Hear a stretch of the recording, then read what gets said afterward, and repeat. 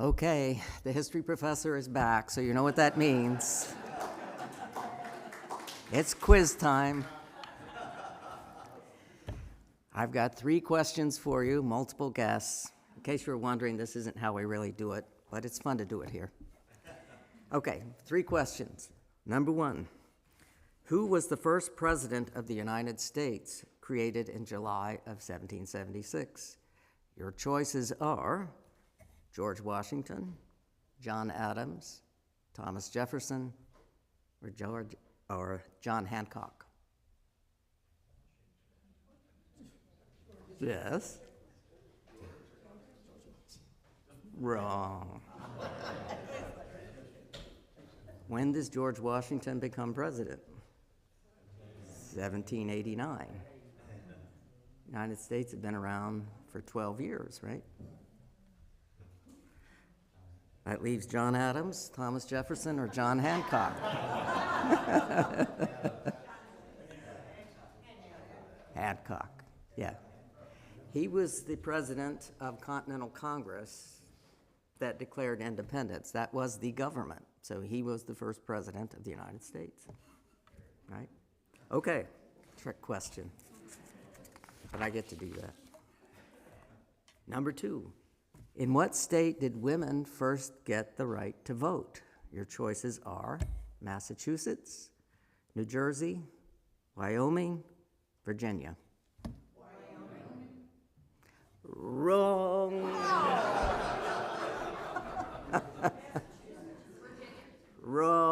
Wrong. It's New Jersey. Must be the only one left. New Jersey, come on. On July 2nd, 1776, the framers of the first state constitution of New Jersey deliberately included women when addressing voting rights. But legislatures changed their mind in 1807, and they deliberately rescinded women's voting rights in New Jersey. Sometimes you hear about this and you heard it was done by accident. It was done by deliberately both times. They wanted women to have the right to vote, and then a generation later there's a reaction. They did not want women to have the right to vote. So for Wyoming, it's permanent. That's the first permanent, but okay.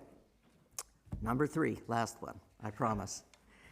Which imperial or national power claimed control of Illinois country when the United States declared independence? Britain, France, United States, Spain.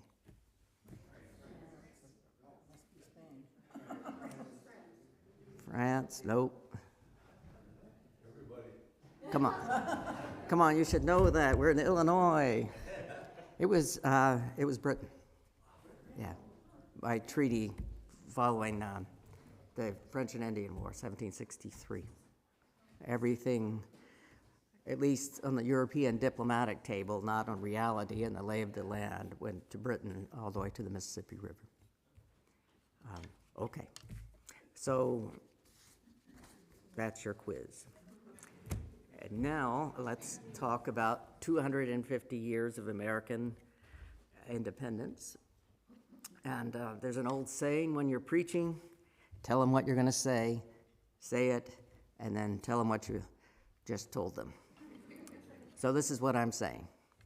The American Revolution was a big deal, so celebrate it. That's the message, okay? Recently, among scholars, there's been a pendulum swing back toward the view that the revolution really did do something worthwhile. For a long time, there was a majority view that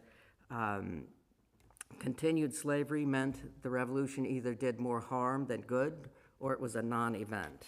And some snobby European historians might say it was just a war for independence. But that's changing now. The pendulum, as I said, is swinging back. You need to be especially careful about trashing the American Revolution in the name of black people and women, because most women and black people in early America actually liked it. So just something to remember. What was the American Revolution? It was a lot of things, and it was a complicated mess, because that's what revolutions normally are. It was an imperial crisis, a problem between colonies and the home government in Britain. It was an armed revolt. It was an independence movement that obviously succeeded. It was war. It was civil war. It was an international or world war. And you can thank the French for independence. It was their intervention in the cause of American independence and the revolt that made all this possible. So remember that the next time you're eating your French fries. The revolution, remember freedom fries? Even now, most people just say fries. I say French fries and think of the American Revolution. The revolution included radical ideas. It was radical ideas, contradictions, shifting interests. It began as something and morphed into something else.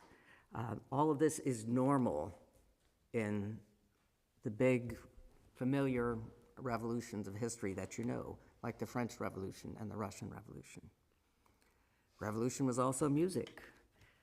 Patriots sang the Revolutionary Tea Song and the Liberty Song, the latter written by Continental Congress member John Dickinson. Continental Army soldiers sang The Girl I Left Behind Me. You know that one? Da-da-da-da-da-da-da-da. Yeah, they sang that, especially the Irish immigrant soldiers. The girl was left behind in Ireland. They also sang Yankee Doodle. Women were indispensable to the cause. The soldiers knew it, and so they sang, and let the girls be handy, and they really meant it because it was so important. Was the revolution radical? Meaning, did it cause or attempt to cause dramatic change in society? And a related question is, why didn't they get rid of slavery? An Iranian taxi driver in Philly asked me that once. That came out of nowhere. It really surprised me. Yes, Virginia, the American Revolution was radical. And later radicals in U.S. history knew it. Frederick Douglass knew it. Eugene Debs, the famous socialist leader in the early 20th century. Martin Luther King, and many others. The Boston Tea Party was a massive challenge from below to abusive political and economic power. Yet it was orderly. After throwing the tea chests into Boston Harbor, the Sons of Liberty, disguised as Native Americans, swept up loose tea from the ship decks. They were orderly. I was reminded of this last month after the Pride Parade, when UUs calmly cleaned up our float while our youth chanted down a mean-spirited man proclaiming the damnation of everyone in the parade. It was just interesting little tiny parallel there. Regarding women, war and independence never could have been won without women who protested, petitioned, harassed stamp collectors, boycotted British goods, and watched to make sure others in the community did too, especially Tories. That was critical to the revolutionary movement. They directly supported the Continental Army as camp followers. They worked with the Patriot militia to monitor Tory behavior and thus win over and preserve communities from Georgia to Maine for the cause. The revolution could not have been won without these efforts. The efforts were so pervasive that a new mentality emerged, demanding that women play a role in political discourse. In 1779, Judith Sargent Murray, a Universalist, wrote an essay called On the Equality of the Sexes. I recommend you read it. It will knock your socks off. She essentially says, look, you're saying so much about what women can't do and how weak and gullible they are, but there's nothing women can't do. What's holding them back is lack of education, equal education. And she recalls this story of the Garden of Eden, which is used as a justification so much for keeping women down. Women can be easily beguiled by the serpent, as Eve was in the Garden of Eden. Women are the weak and vulnerable ones.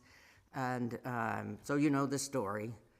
Satan, in the form of the serpent, approaches Eve first, after they had been forbidden by God to take the fruit from the tree of the knowledge of good and evil. So the serpent goes to Eve, the woman, and she's vulnerable and says, okay, and she breaks the rule and takes the fruit, and then she encourages Adam to do the same, and then it's all over after that. Paradise is lost, and the rest is history, and it's just torment and sin and awfulness. But Murray looks at this and says, no, wait a second. Let's take another look at what actually happened in the Garden of Eden. Eve took the fruit because she sought knowledge, right? Adam took the fruit because some chick told him to. So who's the smart one here? That's what she says. So you got to read this essay. Okay. Regarding slavery, the largest emancipation of people in the Atlantic world to date occurred during and as a result of the American Revolution. This included thousands of enslaved people running off during the war, gradual emancipation in the northern states. The revolution ended the transatlantic slave trade. Some people say, some snobby scholars, big deal. Well, it is a big deal. You know what that means? No more slave ships. Think that's a big deal? Yeah. No more slave ships when you do that, right? They prevented slavery in the Northwest Territories, including around here. You know, that's a long, complicated story, but it happened. Continental Congress came within one vote of ending slavery in all of the West, including south of the Ohio River. One vote. This happened because the revolt against imperial authority became a radical revolution for all men are created equal, and led many to consider that slavery was a problem. And many free and enslaved black people protested and revolted, pushing the issue. That's why it happened. Why didn't they get rid of slavery?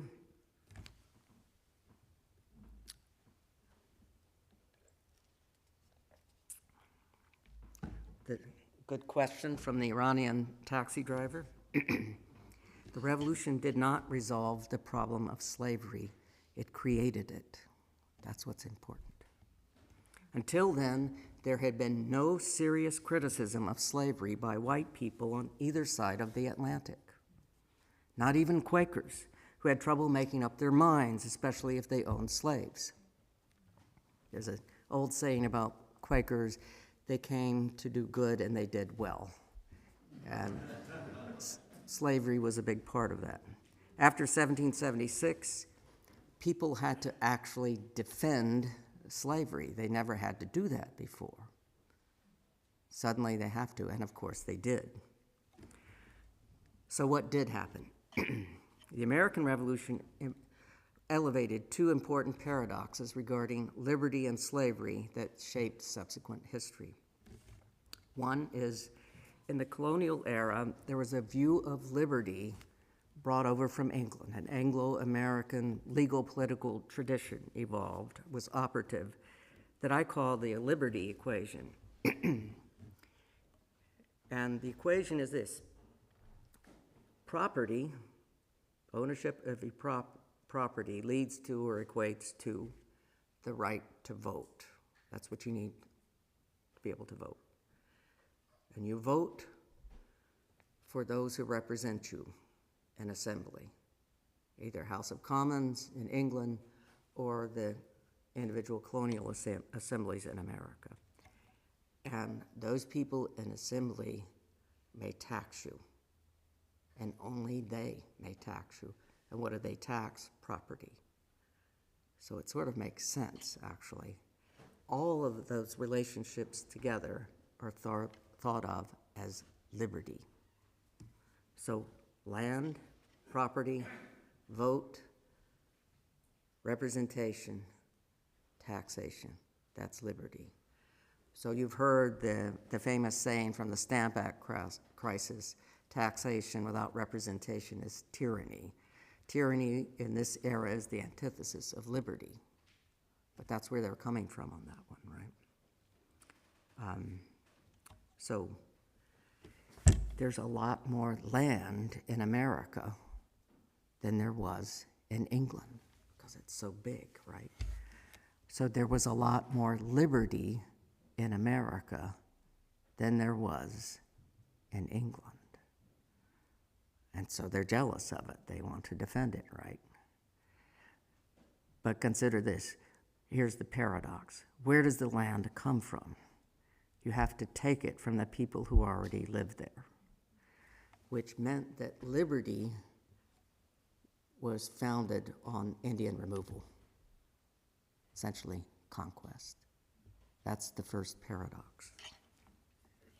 The second involves slavery and freedom. A little more complicated, although that was fairly complicated. Immigrants and others quickly learned that America was a land of opportunity, which they associated with freedom. Much of the opportunity was connected directly and indirectly to slavery. You don't want to think of slavery as something that was just in the South. It was pervasive everywhere, directly and indirectly.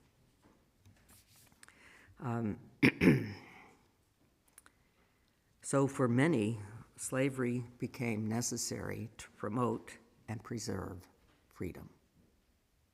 So this is the paradox there.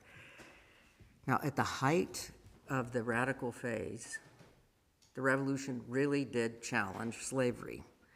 But after the war and the new Constitution, things settled down, and a view emerged that you could have a revolution for all men are created equal and keep slavery.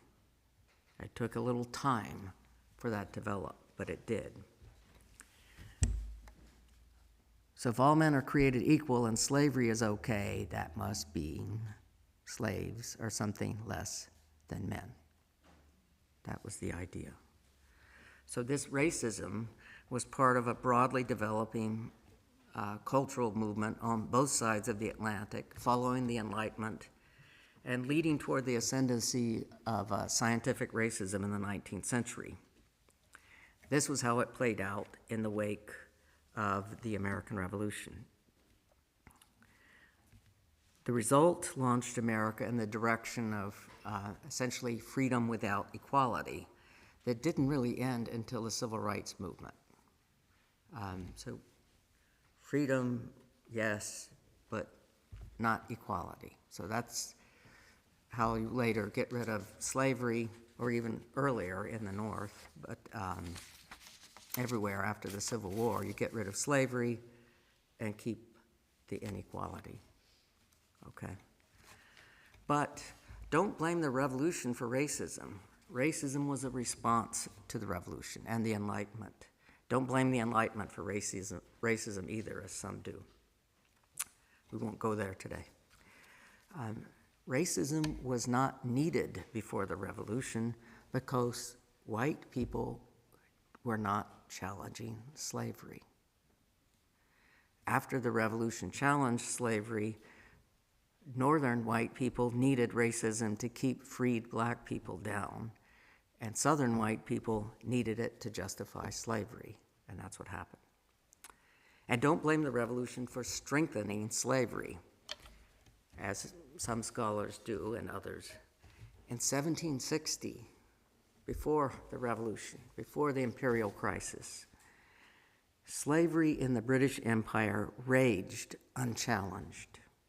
Planters, slave traders, they had local, provincial, parliamentary governments in their pocket, unchallenged.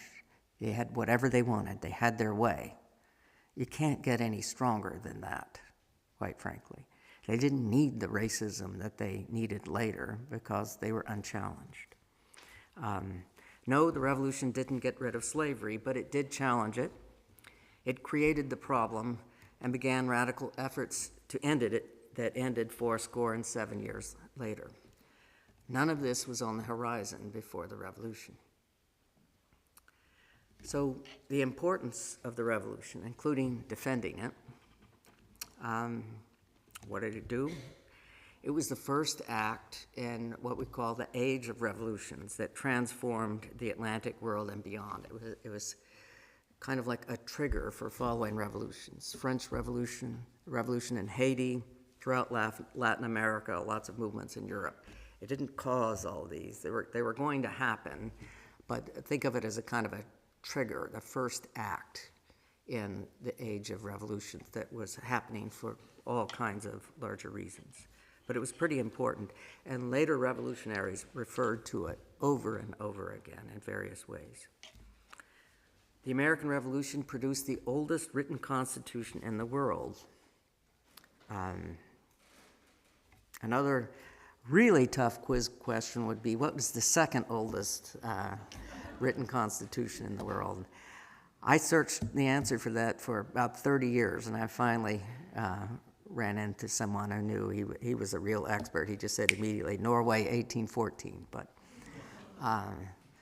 so, yeah, that's actually pretty important. And the U.S. Constitution was emulated throughout the world in the 19th century. It triggered an era of constitution writing, and they tended to use the U.S. Constitution, the written one, as a model.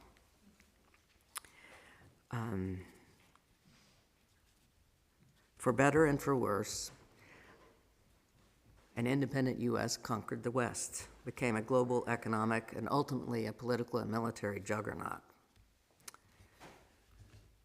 Also, this is, you know that, but something a lot of you might not be aware of that's very important is the revolution ended monarchy and nobility in the United States permanently. And here's the key. Monarchy and the power of titled European nobility in the colonies was actually getting stronger right up into the revolution, and then there was a sudden reversal there. Ending monarchy and nobility in Europe was treason. They'll kill you for that. You'll be executed. But that's what they did. And it was so thorough that Americans, it just evaporated from the political culture here. But it was there, and it was actually growing on the eve of the revolution in the 1760s and into the early 1770s, and then poof, it's gone. I don't know about you, but I'm glad to get rid of kings and queens and nobility and the changing of the guard and all that jazz. It's just not for me. It's just gone. Almost all Americans still refer to the ideals of the revolution in the Declaration, which I read a few minutes ago, and they take them seriously. They had been present one way or another in colonial society, but not like this, elevated in eloquent words like this, connected to war, independence, a revolutionary movement. That's what essentially entrenched them in American political culture to this day. What to do about it now? First, keep promoting the revolution's ideals: democracy, equality, life, liberty, the pursuit of happiness. Note their connection to our covenant, for example. Protest when the revolution's meaning is distorted, which happens now frequently, but it's really not new. Call out people for distorting it. There was a movie recently came out.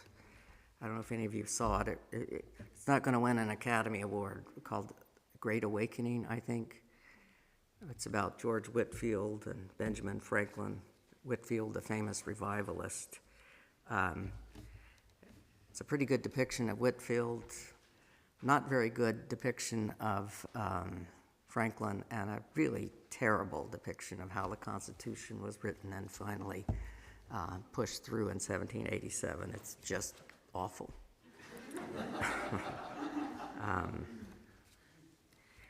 So, In conclusion, here's what I just said. The American Revolution was a big deal, so celebrate it. Celebrating it has been going on for a long time. It began in 1776 with the spirit of 76. There really was one. The war had been going on for over a year, and spirits were flagging. When they declared independence in July, there was a wave of enthusiasm again. It didn't last for very long, but it was there for a while. The fireworks began a year later, July 4th, 1777. They started having fireworks displays, so that's the beginning of the tradition. In 1826, Thomas Jefferson and John Adams, who had worked together back in the day and became enemies later, they both died on July 4th, 1826, the 50 years after the Declaration of Independence. In 1876, at the centennial, which was a big deal, it was a huge national celebration. It was going on all summer long. That was interrupted by the shocking news that General Custer's detachment in Montana had just been annihilated by Sitting Bull at Little Bighorn. That shocked everyone and sort of ruined the mood. In 1926, at the sesquicentennial, it was also a big deal. I didn't know anything about this, so I cheated and looked it up on AI. But there was a lot happening in 1926 as well. In 1976, the bicentennial. Who remembers it? I remember it. Oh, yeah, a lot of people. It's church, older people, makes sense. Remember the bicentennial minutes? They started in 1974. They came on at prime time every day at prime time for 2 minutes. Some celebrity would read about something that happened on that day 200 years before. At first it was boring, and then it caught on, and all the celebrities started competing. They wanted to do it. It was a big deal. The tall ships from all over the world, the tall sailing ships, sailed into New York Harbor. That was a big deal. Arthur Fiedler, conductor of the Boston Pops, had a big concert. They played Tchaikovsky's 1812 Overture with cannon, and the U.S. Navy was in the harbor, keyed onto Fiedler, so when he said so, they were blowing off their cannons on their ships. That started a new tradition that lasted for about a generation, if I may use an oxymoron. But everybody was doing the 1812 Overture on July 4th. That faded out, 15 or 20 years ago, but for a while it lasted. The federal government set up a commission, the Bicentennial Commission, that promoted the study, recognition of high-quality scholarship and public history. Can you imagine that? The federal government paid money, gave out good money with tax dollars and deficit dollars to promote good history for scholars and the public working together. So now, 2026, we're at the semi-quincentennial. Have you all learned how to pronounce and spell that by now? I'm still struggling. I had to learn that one. It's tainted by a narcissistic president who tramples on the Constitution daily and believes the world should worship him. But don't let the federal government ruin it for you. Don't let Trump spoil it with his wars, his arch, his name, likeness, and image on famous buildings and currency, etc. Have your own celebrations. This time, let's celebrate without the feds all year long. The 250th anniversary of the Revolution and this nation's founding is a big deal. Thanks for listening. Visit us at uusg.org.